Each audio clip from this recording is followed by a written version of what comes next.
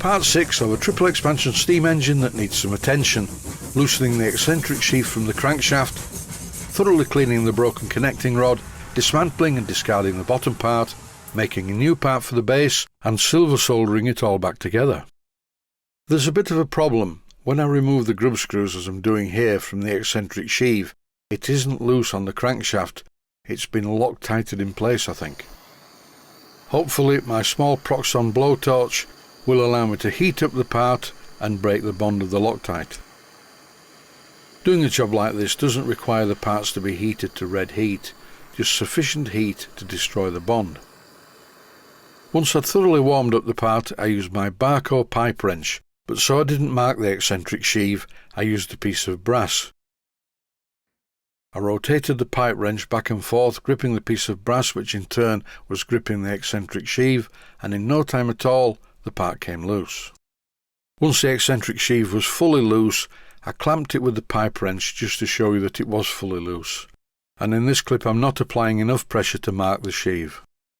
That's one small job out of the way. Now it's time to fix the connecting rod. First of all, I'm cleaning it up thoroughly. And now it looks like this. This connecting rod is horrible, it's completely wrong. I'm even thinking at this stage that when I finally dismantle the engine, maybe I should make some completely new connecting rods. But there is a geometry problem with the crankshaft, more about that later.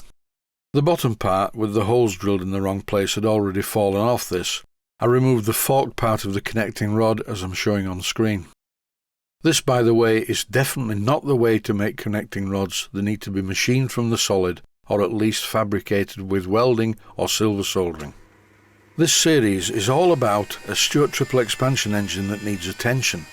Once I've seen what the attention is that it requires, I will fully dismantle the engine and then rebuild it. That will be in a different series called Rebuilding a Stuart triple expansion engine. I found and cut a small piece of steel bar. Then in my milling machine I reduced it to this thickness. This is going to be the bottom part of the connecting rod that bolts to the big end brass. And hopefully I will be able to drill the holes in the correct place, unlike the original part, which is just a joke. Trying to get inside the head of the builder, I think that by this time he'd lost the plot completely. And I'm not surprised, because the sheer volume of parts required to make a Stuart triple expansion engine is ridiculous. I drilled a hole 1/8 of an inch in diameter, which is tapping size for 4BA, exactly in the centre of the rectangular piece of steel that I made. This shows the shaft of the connecting rod loosely screwed into the block. Before I silver solder it, I'll screw it in a bit further. When I silver solder brass and gunmetal, the flux I use is Easy Flow number 2, but for this job, being steel, I'm using Tenacity number 5, and this is available from Blackgates Engineering. Unlike Easy Flow number 2, which you can have in a pot with a bit of water, this stuff really needs mixing fresh. You don't need to use spring water, it's just some I was drinking at the time. The idea now is to mix the Tenacity flux to a creamy consistency.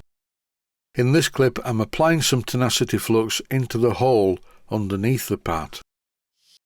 Then I also ran the flux all the way around the joint on the top of it. Now I'm in the outer part of the workshop using my proper blowtorch. My little Proxon blowtorch is fine for very small jobs, but it wouldn't be powerful enough to do this. When I silver solder off camera, I do not do it like this. I wait until the part reaches the required heat. When the flux starts to run, then I apply a blob of solder, but I do like to show how well the solder runs by applying it prematurely, and it will only run when you get to the right temperature. Also, the flux has a lot to do with why it runs. If you haven't put enough flux on, or no flux at all, or the wrong flux, it won't run at all. At this stage I'm sure quite a few of my critics are saying, well, why not just make a new connecting rod? My answer to that is simple. This is an experiment to see whether this works and to show people that you can do jobs like this. After all, there's much more to life than operating a metalworking machine.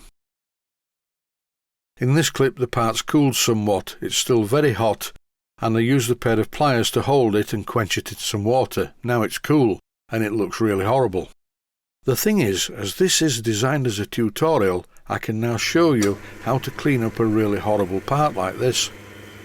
I could use a needle file like I'm doing here, and bear in mind when you file in the lathe, your file must have a handle and keep your hand away from the chuck. After a while the part looked like this, which is encouraging, and I pushed it closer into the chuck. I now need to reduce the thickness of the bottom part of the connecting rod, and I'm taking quite heavy cuts because if it's going to break, I would like it to break now, not when I fit it back to the engine. You know, I really don't mind criticism because I get it on a daily basis from a variety of viewers. There's one viewer at the moment who's always criticising the way I paint things, but I don't care. And now the end is near, and so I face the final curtain, etc. I do it my way.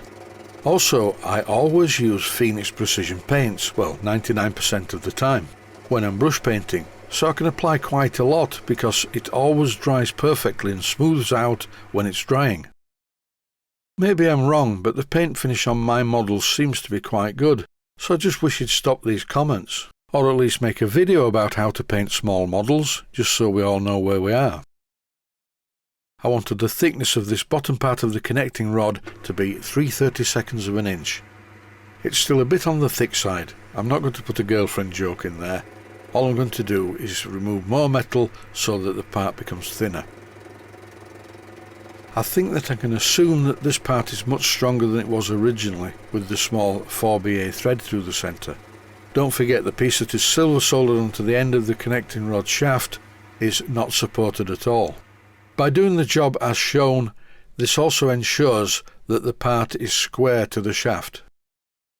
I cleaned up the part some more with some emery cloth and now it looks like this. Not too bad. There's a slight problem though. Silver solder is not silver, it's a sort of brassy colour. I'll show how I modify the colour of the silver solder in the next episode. The next part in this episode is to silver solder the fork onto the end of the connecting rod. And here, using a set square, I'm just sighting it by eye. For this, of course, I'm using my calibrated eye, no instruments. After screwing the fork onto the top of the shaft, I applied some silver solder flux, and again it's tenacity number 5, not easy flow number 2. Then I just silver soldered the parts together as shown previously. Time now for a serious cleanup. I'm starting off by using a small drum sander. This is fitted to my Proxxon motor tool that's in the bench mount. I'm not only cleaning off the oxidisation, I'm reprofiling the part, because it was very much a hammer and file part to start with. Not only was it badly made, it wasn't finished very well. In the next episode, I'll show you what it ends up looking like.